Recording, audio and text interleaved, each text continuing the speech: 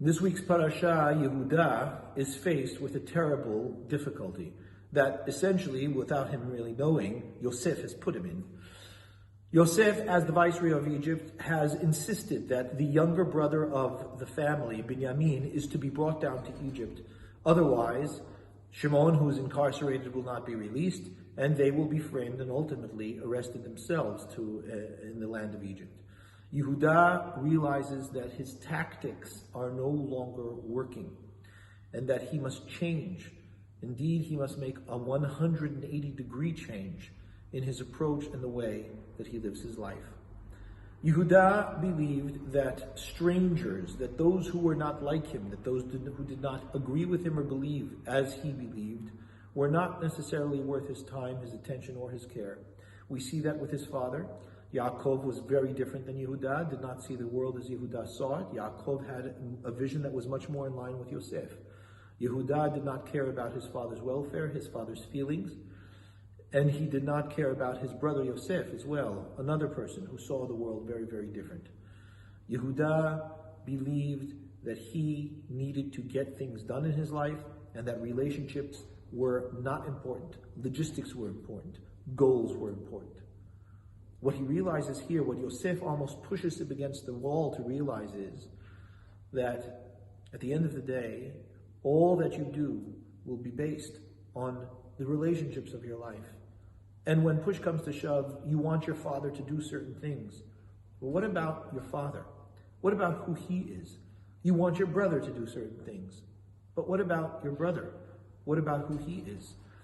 Are you trying to change everyone that is around you in your life to conform to Yehuda's vision and only Yehuda's vision?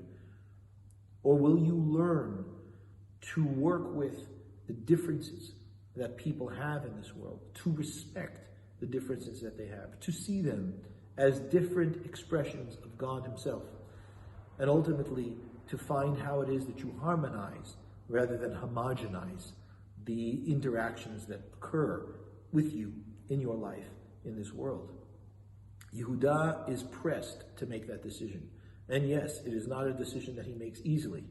It's a decision that he does nonetheless rise to achieve. He says to his father, when he realizes that he has to bring Binyamin down for the good of the whole family, that although he doesn't agree with his father, and that he doesn't particularly love Binyamin, and that Yosef, not knowing that it's Yosef, has brought him into this difficult situation, he says to his father, Dad, I promise you, I will take care of this boy.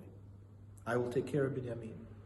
I know that you love him, and I know that he means the world to you. And what Yehuda does not say, but must be running in his heart, as expressed earlier in the parasha, I know that what I did with Joseph was wrong. I know that perhaps there was another way. I did disagree with him. I didn't see that he had a future within the family. But I didn't have to have the cold heart and the callousness that I did. I could have tried to find a way. And so here Yehuda redeems himself. He accepts that he is different.